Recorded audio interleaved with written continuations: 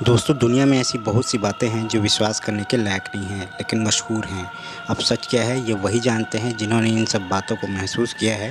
भूत प्रेत काला जादू ऐसी ही चीज़ें हैं। कहते हैं काले जादू की एक बहुत भयानक शक्ति है काली हांडी, जिसकी कहानी आज हम आपको बताने वाले हैं। तो दोस्तों, स्वागत है आपका एक बार फिर से आपके अपने चैनल कॉमिक्स टॉक विद विजय में। मैं हूँ आपका दोस्त विजय कुमार और हम यहाँ करते हैं कॉमिक्स से ढेर सारी बातें। और आज हम बात करने वाले हैं राज कॉमिक्स की हॉरर कॉमिक्स काली हांडी के बारे में। दोस्तों, अगर आपने ये कॉमिक्स नहीं पढ़ी है तो प्लीज़ इसे पढ़ लें, क्योंकि इस वीडियो में हम इसकी स्टोरी एक्सप्लेन करने वाले हैं। हम किसी भी प्रकार की पायरेसी का समर्थन नहीं करते हैं। यह वीडियो हम अपने व्यूअर के एंटरटेनमेंट के लिए बना रहे हैं। तो दोस्तों, आपको ज़्यादा टाइम वेस्ट न करते चलिए वीडियो को शुरू करते हैं।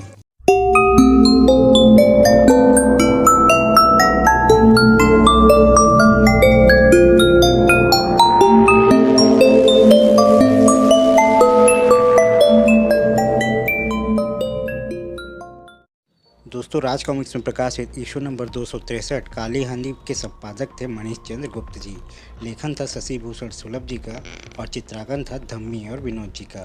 कहानी की शुरुआत एक तांत्रिक से होती है जो कि नकाब में था। काली हांडी को वो सिद्ध कर रहा था। बलि देने के बाद एक भयानक आकृति वहाँ पे प्रकट होती है और उसे तांत्रिक ने ठाकुर उदय नारायण सिंह के परिवार को ख़त्म करने का हुक्म दिया जाता है। दूसरी तरफ ठाकुर के यहाँ उसके सबसे छोटे बेटे प्रताप की नई नई शादी हुई थी। इस शादी पे उनके दोनों बड़े बेटे भी अपने अपने परिवार के साथ पहुँचे हुए थे। ठीक इसी समय ठाकुर को मारने के लिए एक पागल लड़की उस पर टूट पड़ती है, साथ ही एक बूढ़ा आदमी भी जो कि ठाकुर के मरने की दुआ कर रहा था। ठाकुर ने बूढ़े को लठैतों से पिटवा कर बाहर फेंकवा दिया।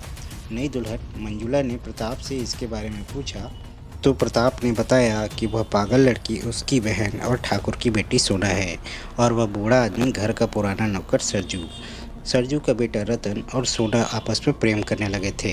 यह बात जब ठाकुर के कानों तक पहुंची तो ठाकुर ने रतन को लठैतों से पिटवाया और जब वह बेहोश हो गया तो उसे उसके घर सहित जिंदा जलवा दिया। इसके बाद से ही सोना पर रतन की आत्मा का प्रकोप जारी है।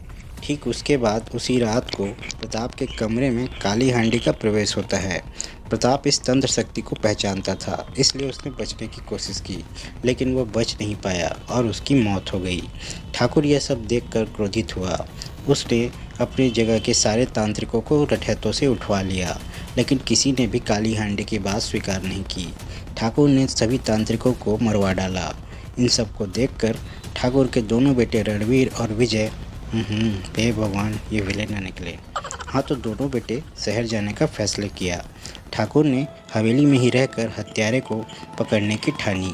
शहर जाकर भी उन लोगों के मन से काली हांडी की दहशत नहीं गई थी। रणवीर के बेटे पिंकी पर भी काली हांडी का हमला हुआ, लेकिन उसकी सूझबूझ से यह हमला नाकाम हो गया। लेकिन बाद में एक एक करके ठाकुर के परिवार के सारे सदस्य मारे जाने लगे। पहले विजय और उसकी पत्नी सुजाता, फिर रणवीर और उसकी पत्नी शोभा और विधवा मंजुला भी मारी गई। फिर गांव वापस आते समय पिंकी की बहन संजना भी मारी गई। किसी तरह बचकर पिंकी ठाकुर के पास पहुंचा। ठीक उसी समय पर नकाब पहने हुआ तांत्रिक भी वहां आ पहुंचा। यहां पर यह भेद खुला कि ठाकुर का पुराना नौकर सरजू ही ये सारे हत्याकांड के पीछे था। फिर ठाकुर ने काली हांडी के साथ ही सरजू को भी मार डाला और सोना के शरीर में मौजूद रतन की आत्मा ने ठाकुर को मार डाला। इसके बाद वह पिंकी की तरफ बढ़ी, लेकिन पिंकी ने अपने पुराने प्यार का हवाला देकर उन्हें रोक दिया। पिंकी ने उन्हें याद दिलाया कि सोना और रतन दोनों ही उसे बहुत प्यार करते थे। इस तरह रतन की आत्मा ने पिंकी को छोड़ दिया, साथ ही सोना का शरीर भी उसने छोड़ दिया। मिट्टी से बनी काली हांडी इतनी भयंकर हो सकती है कि वह मंत्र शक्ति से उड़कर जाए और दुश्मन को मार डाले। शायद ही इस पर कोई विश्वास करे, लेकिन इसी काली हांडी ने ठाकुर सहित पूरे परिवार का खात्मा कर दिया। तो दोस्तों, यह थी काली हांडी की कहानी, जो कि आपको राज कॉमिक्स की ही पुरानी स्टोरी हत्यारी गेंद की याद दिलाती है। वही तंत्र मंत्र और खून खराबा आपको इसमें देखने को मिलता है, लेकिन कई बातें हमें कहीं न कहीं खटकती है। लगातार हो रही मौतों के बीच परिवार का अलग अलग घूमने जाना, शॉपिंग करना समझ से परे है।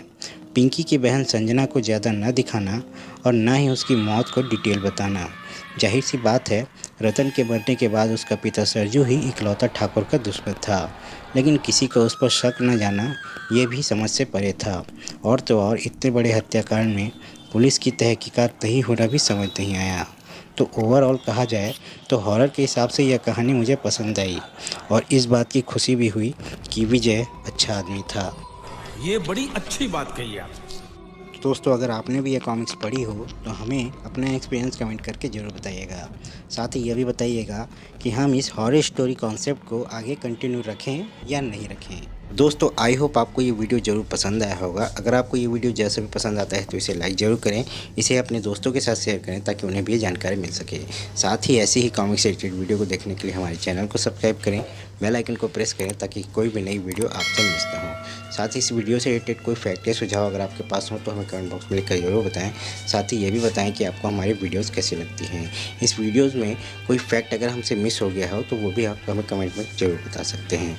हमसे और भी अपडेट लेने के लिए आप हमारी फेसबुक, इंस्टाग्राम और ट्विटर हैंडल में भी जुड़ सकते हैं, जिसकी लिंक हमने डिस्क्रिप्शन में डाल रखी हैं। तो दोस्तों, आज के लिए बस इतना ही। इस वीडियो को देखने के लिए आपका बहुत बहुत धन्यवाद। मिलते हैं किसी नए वीडियो में किसी नए टॉपिक पर। तब तक के लिए जय हिंद, जय भारत।